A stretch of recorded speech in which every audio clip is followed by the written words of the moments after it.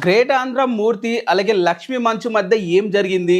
Recent గా లక్ష్మీ మంచు గారు వచ్చేసి యూనియన్ లో వచ్చేసి అయితే మన విఎస్ మూర్తి గారి మీద అదే గ్రేట్ ఆంధ్ర మూర్తి గారి మీద అయితే కంప్లైంట్ అయితే ఇవ్వడం అయితే జరిగింది. అసలు ఆ కంప్లైంట్ ఇవ్వడానికి గల రీజన్స్ ఏంటి మొత్తం ఈ డీటెయిల్ గా వీడియోలో అయితే మీకైతే ఎక్స్ప్లెయిన్ అయితే చేస్తాను. వీడియోలోకి వెళ్లే ముందు ఛానల్ ని సబ్స్క్రైబ్ చేసుకోండి, వీడియోని అయితే లైక్ అయితే చేసుకోండి. మనకి ఇప్పుడు మన ప్రెసెంట్ మన తెలుగు జనరేషన్ ఎట్లున్నారు తెలుసా? రీసెంట్ గా డ్యూడ్ అని ఒక ఇంటర్వ్యూ మనం చూసామా, ఆ ప్రెస్ మీట్ అయితే పెట్టారు. ఆ ప్రెస్ మీట్ లా ఆ డ్యూడ్ హీరో మా ప్రదీప్ రంగనాథన్ ని వన్ ఆఫ్ ద రిపోర్టర్ ఏమని అడిగిందంటే క్వశ్చన్, జర్నలిస్ట్ మీరు హీరో మెటీరియలే కాదు మీరు ఎట్లా హీరో అయ్యారని చెప్పి క్వశ్చన్ అయితే అడిగింది. సో మన జర్నలిస్ట్ అనేది అంతగా దిగజారిపోయారు, అంతగా దిగజారిపోయి క్వశ్చన్స్ అయితే అడుగుతున్నారు, అంత దిగజారిపోయి మాటలు అయితే ఆడుతున్నారు. ఈ VSS Murthy one of the great Andhra one of the famous అయిన ఈ ఇంటర్వ్యూ గారు మన మంచు లక్ష్మి గారు కూడా కొంచెం కూడా ఆలోచించుకోండి ఇలాంటి క్వశ్చన్స్ అడగడం అయితే జరిగింది. రీసెంట్ గా గేట్ ఆంధ్రకి ఒక ఇంటర్వ్యూ అయితే ఇచ్చారు. ఆ ఇంటర్వ్యూలో విఎస్ మూర్తి గారు అయితే ఇంటర్వ్యూ అయితే చేశారు. ఆ ఇంటర్వ్యూలో వన్ ఆఫ్ ద టైమ్ లా తను ఇలా అయితే క్వశ్చన్ అయితే అడగడం అయితే జరిగింది. 50 ఏళ్ళకి దగ్గర పడుతున్న మహిళ 12 ఏళ్ల కూతురు తల్లి ఈ డ్రెస్ సెన్స్ ఏంటి అని కామెంట్ చేసే అవకాశం ఉంది కదా అని తన పర్సనల్ క్వశ్చన్ అయితే అడిగాడు.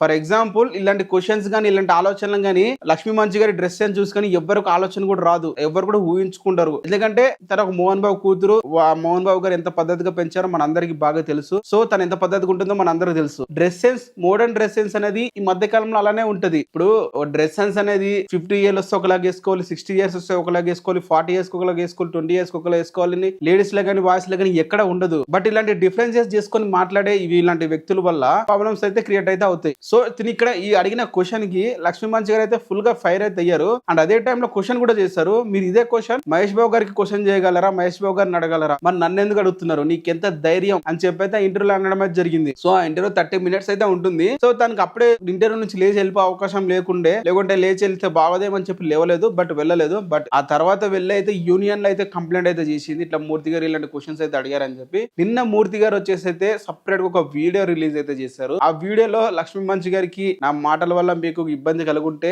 సారీ అని చెప్పి అనడం అయితే జరిగింది. సో 60 ఏళ్ళ వ్యక్తి ఉన్న ఒక వ్యక్తి ఒక 50 ఏళ్ళు ఉన్న ఒక మహిళతో మాట్లాడి సారీ చెప్పించుకుంటున్నాడంటే తను ఎంతగా అలాంటి మాటలు తనకి ఎంత ఇబ్బంది పెట్టిందో, తిని ఎంత ఇబ్బంది మాట్లాడడం మీరే అర్థం చేసుకోండి. తిన తప్పు లేకపోతే సారీ చెప్పాల్సిన అవసరం లేదు. సారీ చెప్పే స్టేజ్ దిగాడంటే ఇక్కడ అర్థమైపోతుంది కదా తను తప్పు చేశాడని ఒప్పుకుంటున్నాను. మరి మీరేమంటారు ఇలాంటి మాటల గురించి? మీరే కింద కామెంట్ అయితే చేయండి. ఇది ఫుల్ స్టోరీ. ఇంటర్వ్యూలో అడిగే క్వశ్చన్ సరిగ్గా ఉంటే ఏ ఇంటర్వ్యూ మీద ఇలాంటి కంప్లైంట్స్ అయితే ఉండవు. బట్ వీళ్ళు అడిగే క్వశ్చన్స్ గానీ వీళ్ళు వేసే ప్రశ్నలు గానీ అంతా ఇలాంటి ఇబ్బంది పెట్టే ప్రశ్నలే ఉంటాయి. నిన్న రీసెంట్ గా డ్యూడ్ ఇంటర్వ్యూలా ప్రదీప్ రంగనాథన్ పట్టుకొని నువ్వు హీరో మెటీరియల్ కాదని చెప్పి అంటుంది. మరి హీరో మెటీరియల్ ఎవరు? అందంగా పొడువుగా లేకుంటే లుక్ తో ఉంటే వాళ్ళు హీరో మెటీరియల్? అసలు యాక్టింగ్ రాకుండా స్క్రీన్ మీద కొన్ని హేలుగా ఉన్నారు మన తెలుగు ఫిల్మ్ ఇండస్ట్రీలో, అలాంటి వాళ్ళు హీరోలా?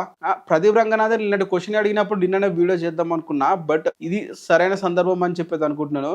మన తెలుగు జర్నలిస్ట్ ఇట్లా ఉన్నారు. అంత ముందు కూడా ఒక రిపోర్టర్ జర్నలిస్ట్ కూడా ఇలాంటి క్వశ్చన్ అడిగాడు, కెరియర్ మొత్తం నాశనం చేసుకున్నాడు. అలాంటి ప్రెసిడెంట్ తనకి బ్యాన్ కూడా చేశారు, ఎటువంటి ప్రెస్ మీట్లకు రాకూడదు అని చెప్పి. సో నేను ఏమంటున్నానంటే మన తెలుగు హీరోస్ గానీ తెలుగు మీడియా గానీ ఇలాంటి వాళ్ళకి ఇంటర్వ్యూలు ఇవ్వడం మానేయండి. ఇలాంటి వాళ్ళకి ప్రెస్ మీట్ పిలిచి క్వశ్చన్లు అడిగించుకోవడం మానేయండి. మీరే ఇన్నోవేట్ గా కొన్ని ప్రశ్నలు, మీరే ఇన్నోవేట్ గా కొన్ని ఇంటర్వ్యూలు చేసుకోండి. ఎందుకంటే ప్రెసెంట్ ఉన్న ప్రెస్ మీట్ లో వచ్చే జర్నలిస్టులు కూడా ఒక్కరు కూడా మినిమం అసలు జర్నలిస్ట్ అనేది ఏదో ఒక డిగ్రీ ఉంటుంది, అది చేసి ఉంటారో లేదో కూడా తెలియదు. బట్ క్వశ్చన్లు అయితే ఇలాంటివి అడుగుతుంటే వాళ్ళు ఎక్కడ జర్నలిస్టులు నాకైతే అర్థం అవ్వట్లేదు. బాలీవుడ్ లో కూడా ఇంత దిగజారైతే క్వశ్చన్లు అడగరు. జస్ట్ వాళ్ళు మీ ఎఫేర్ ఉందా, మీ లవ్ లో ఉన్నారు, ఇలాంటి క్వశ్చన్లు అడుగుతారేమో కానీ ఇలాంటి మరి దిగజారిపోయే మాటలు అయితే మాట్లాడరు. నువ్వు హీరో మెటీరియల్ కాదని చెప్పి అంటుందంటే ఆ మాటలు మనం ఏమనుకోవాలి చెప్పండి. సో ఇప్పుడు లక్ష్మీ మంచు గారు వేసిన క్వశ్చన్ కూడా తన డ్రెస్ సెన్స్ మీద కామెంట్ చేసేంత అవకాశం ఎందుకు వచ్చింది దానికి? తన దేని పర్పస్ మీద ఇంటర్వ్యూకి వచ్చింది? ఆ ఇంటర్వ్యూ పర్పస్ చేస్తే అయిపోద్ది కదా, తన పర్సనల్ విషయం లాగడం ఎందుకు? సో బేసిక్ గా మన తెలుగు ఇంటర్వ్యూలో ఉన్న ల్యాక్ ఇది అనమాట. వాళ్ళు ఒక మూవీ ప్రమోషన్స్ కోసం వస్తే ఆ మూవీ ప్రమోషన్ మీద క్వశ్చన్లు అయితే ఉండవు. మాక్సిమం వాళ్ళ పర్సనల్ లైఫ్ లో ఏం జరుగుతుంది, ఆ పర్సనల్ లైఫ్ లో ఎలా ఉందని చెప్పి దాని మీదనే క్వశ్చన్లు ఉంటాయి. జనాలు కూడా వాటికి ఇంట్రెస్ట్ చూపిస్తున్నారు, మూవీ గురించి ఎంతసేపు మాట్లాడినా పట్టించుకోవట్లేదు. సో వీళ్ళు కూడా అదే ఛాన్స్ అని చెప్పి ఇలాంటి ఇంటర్వ్యూలు కూడా రెచ్చిపోయి మాట్లాడి ఇలాంటి రెచ్చిపోయి క్వశ్చన్స్ అడిగి ఇలాంటి రెచ్చిపోయి ఆన్సర్లు కూడా అటు సైడ్ నుండి వచ్చేటట్లయితే చేస్తున్నారు. మరి ఓవరాల్ గా దీని మీద మీ ఒపీనియన్ ఏంటి కింద కామెంట్ చేయండి. మొత్తంగా జరిగిన పరిస్థితులు క్లియర్ గా ఎక్స్ప్లెయిన్ చేశానని అనుకుంటున్నాను. And thank you.